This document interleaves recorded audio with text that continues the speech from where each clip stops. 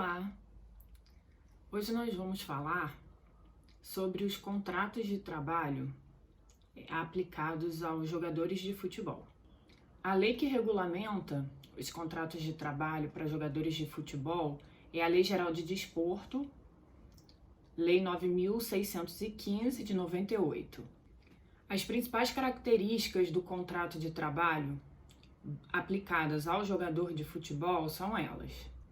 É um contrato de trabalho especial, ele é feito por prazo determinado, o período mínimo de contratação é de 90 dias e máximo de 5 anos. Não existe a possibilidade de equiparação salarial, como a gente vê em outros contratos previstos através da CLT, e há a possibilidade de previsão de multas salariais, em decorrência de descumprimentos contratuais de ambas as partes.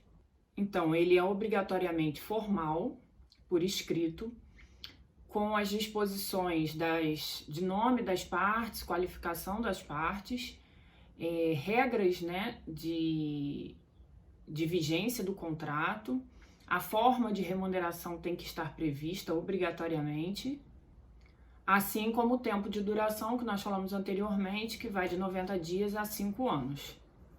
Além disso, ele é um contrato solene, porque obrigatoriamente ele deve ser registrado na entidade de administração desportiva da modalidade.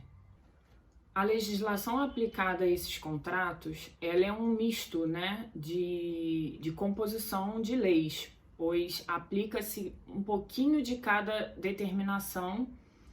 A Lei Geral do Desporto, pela 9.615, alguns artigos da CLT também são aplicados, alguns artigos da Constituição relativos ao direito de imagem, além de algumas normas específicas em relação à dopagem e questões de arbitragem, que também são aplicadas tendo em vista a peculiaridade da atividade desportiva.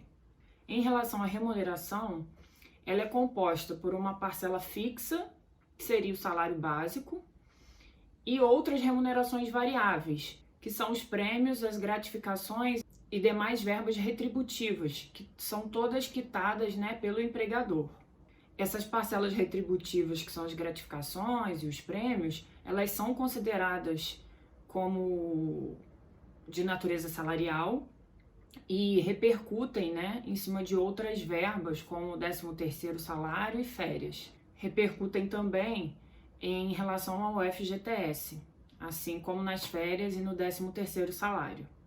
As parcelas de natureza indenizatória, que seriam as ajudas de custo e diárias de viagem, elas já têm natureza indenizatória e por isso não tem repercussão salarial em cima de demais verbas, que são pagas aos atletas. Um instituto que é muito típico desse contrato de atleta profissional, de jogador de futebol, são as luvas.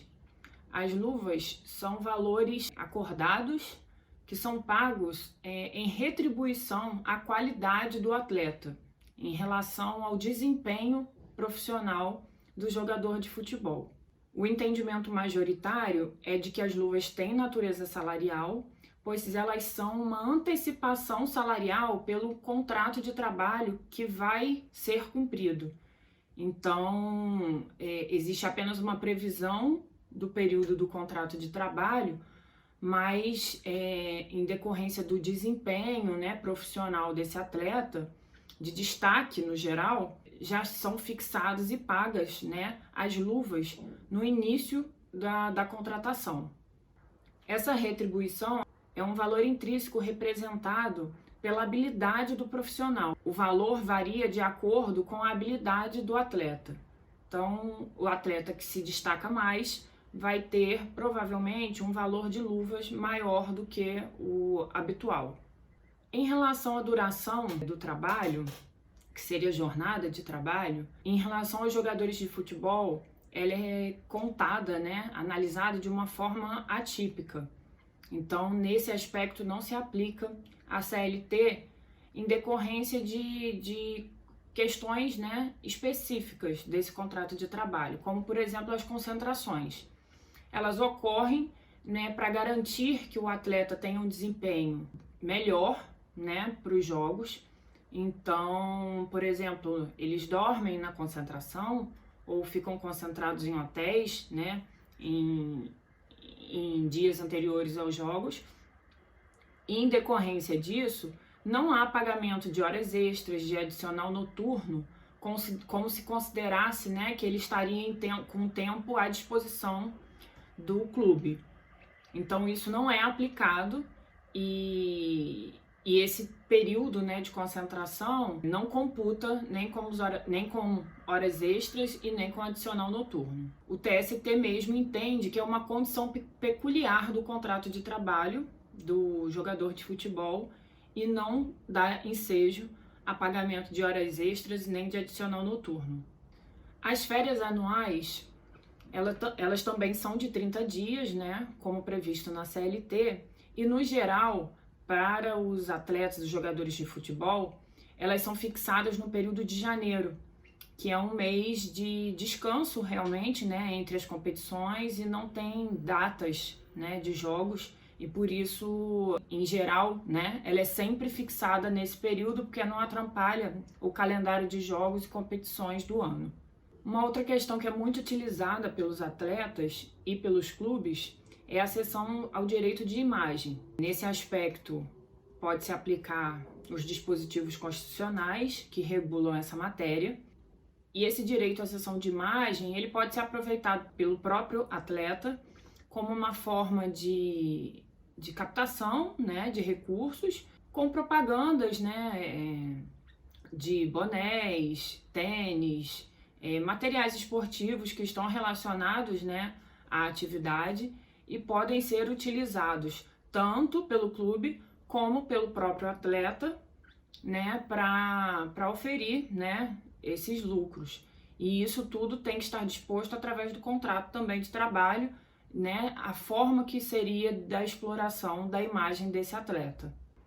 Outro instituto que também pode ser aplicado no caso do contrato de trabalho para jogadores de futebol é a rescisão indireta. Com a crise, né, do futebol de muitos clubes, com situação financeira delicada, a rescisão indireta pode ser aplicada quando houver atraso de 3 meses em relação a salário ou outras formas de remuneração, né, ou pagamentos de premiação que são estipulados no contrato de trabalho.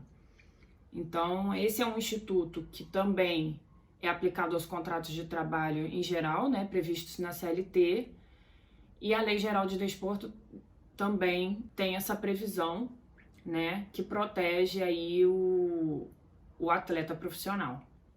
Essas foram algumas situações peculiares que são aplicadas aí ao contrato de trabalho do jogador profissional de futebol.